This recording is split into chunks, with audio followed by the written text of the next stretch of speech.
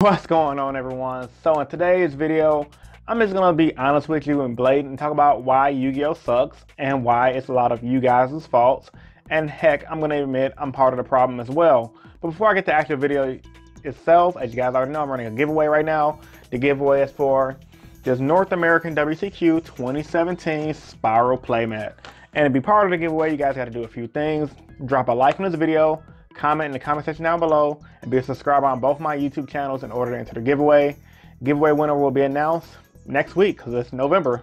So with all that being said, guys, let's begin.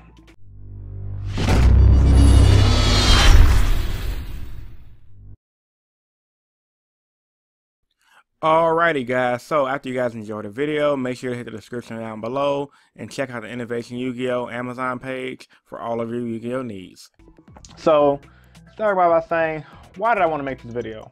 The reason I want to make this video is because every single year now for the past 3 to 4 years, we've been getting a lot of complaints from players to Konami about Tier 0 format after Tier 0 format after Tier 0 format, to the point where it's honestly getting freaking frustrating.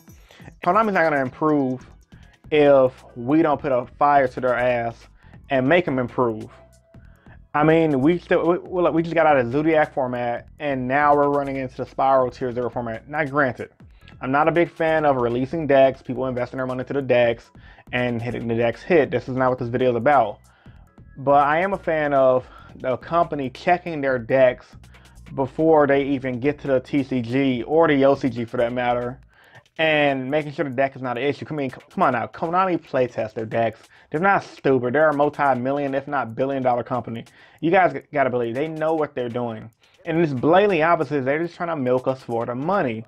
And if people keep investing into their product, they're gonna continuously do that.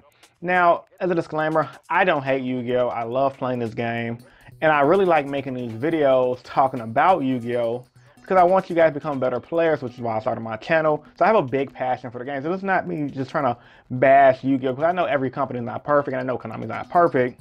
And Yu-Gi-Oh! Has a big part of my childhood, like it's part of your guys' childhood. But when you just like when you love a relative and you see them doing wrong, you want to call them out on it. I got to call Konami out on it in the BS and call us out in the BS as well. So we just came out of Zodiac format, and then we went into the Spiral Tier 0 format. Why are people still going to events? Why? The more we support these formats, all Konami mega corporations are going to see is numbers. Oh, the numbers are high. People are still buying packs, record-breaking events. Why change our formula? Why are people still buying expensive cards? Like, this is another thing that I'm going to talk about. We have players literally paying $85, $250 for a place of the Ash Blossoms. Why? To compete with the next guy that you might not get a chance at. Do you guys not realize, like, how much of a Tier 0, how Tier 0 formats work pretty much? Tier 0 formats, in a nutshell, for you guys that are wondering, pretty much dice roll games. Is, I go first, did you open up the out, or you didn't? I win. Oh, you went first, I had the out. Maybe we can kind of have some foreplay with each other, but ultimately, whoever goes first in this game has an advantage. And it's really frustrating, it's not fun anymore. Konami's been dicking on us with the banlist dates. That's another thing that's been frustrating. I mean, it's kind of over talked about at this point, the no banlist date thing. But with the bad price structure wrapped around with the consistent, no consistent live streams at their major events, which is huge, it just makes you think, okay, so not only do we not get a banlist date, we have subpar to mediocre price support and no consistent streams at major events.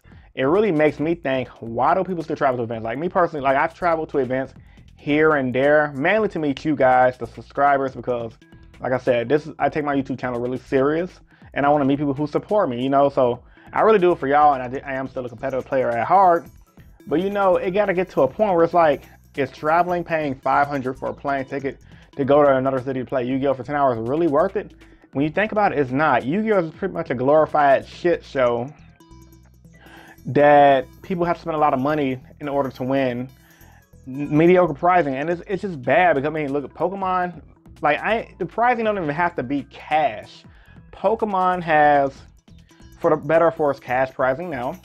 Magic the Gathering has cash pricing now. Even if Kazuki Takahashi or whoever main decision maker is saying Yu-Gi-Oh don't want to have cash prizing, or they don't want Yu-Gi-Oh to have cash prizing. Whoever is still in charge of that deal, I understand they can have that. But why are we still getting crap prize? What we get? What, top 32 of YCS get a playmat? Why can't top 32 YCS, somebody who just drove all the way out there, somebody traveling cross state, why can't they get a box of the new set? Why can't you break it down that way? Why don't they get something electronic? Show a little more incentive. Now, yeah, for people with money who can do those type of things, that's not much, but it's a start. And then, and when it goes down to the price structure, you know, no live streams and no banlist days, that's all bundled up as being bad as well. When it comes down to the ban list, there are obviously money moves. Like last year when Zodiac got hit, there was a slap on the wrist. A slap on the wrist. We had the deck for like 6 months or 5 months at that point. You were thinking, okay, 5-month deck, no problem. They're gonna get neutered on the ban list or neutered enough for other decks to have more playability. Nope, slap on the wrist. Rats 2, ban Northern, we're good to go. It was like, why? Like, this is obvious. They just want to promote this deck for whatever reason to milk everyone's pockets dry. And no one's saying anything. I mean, yeah, people complain on YouTube. A lot of us YouTubers made videos about it. But guess what? You players still showed up to events in record numbers. You players still bought product. Faulty products at that. Now, that's the major disrespectful thing Konami has ever done, was the obvious faulty product. And then on top of the obvious faulty product, they gave us a shit statement on why they did it, and then Pro Play Games were gonna back out, and then they kissed Pro Play Games ass and gave them back their product. So, you know, when you roll all this stuff into one ball and put it together in your head, you're like, why do you still play this game? Yeah, it gives you the nostalgia. Yeah, it's fun for the most part, give or take. But when you get that much level of disrespect from the company that you're playing the game from, it just makes it not worth it. And, you know, on top of all of that, their judges are bad for the most part. They pretty much, anybody can be a judge. According to VCTRFS, judge system hasn't been updated in a few years. That's a big issue. The judges are underpaid, where they get a pizza party and they get a few boxes of the set they can haul off. And I know a lot of the judges personally, and they all pretty much agree that the judging system is crap, but yet they are still being judges consistently. I don't understand that at all. I mean, Yu-Gi-Oh used to be lit back in the days. Yu-Gi-Oh back in 2005, you guys want to know why locals used to be consistently 30 to 40 to 50 players to 60 players in some states? It's because games did not end on turn 1. Games were not that broken back then. I mean, yeah, you had your beatdown decks and you had your cyber dragons, and for the most part, you had your tier 1 decks. But it wasn't to the point where it's like, boom, boom, boom, boom, boom, OTK game. Unless you live in the OCG, and then you had to worry about Cyberstein, FTK, OTK, whatever. But for the most part, my childhood, going to my locals, I remember all the competitive meta decks, and games would last a good 10 to 15 to 20 minutes.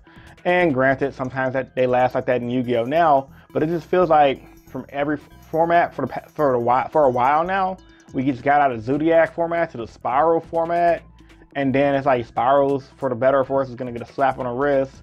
And if they do get a slap on the wrist, we gotta deal with that crap for a long time. And I'm playing Spirals, and I know how broken that deck is, and the deck is insane. But there could be solutions. There could be a way we could fix this. One thing we could do is stop showing to events like that in record numbers. Another thing we could do is stop buying product like that just to play the game competitively. I mean, look, we have some of our best players quitting the game consistently. A lot of pro players who were topping overall for a long time, they hardly go to the events. Hell, Billy Break, he doesn't even want to play Yu-Gi-Oh anymore. He wants to play Yu-Gi-Oh! Duel Links. And I remember there was a lot of controversy with him at Nationals talking about how dumb he thought the game was because of how powerful Zodiac was. I mean, the whole thing's just bad, and the whole thing is just frustrating because as a player, you know, I have a lot of passion for this game.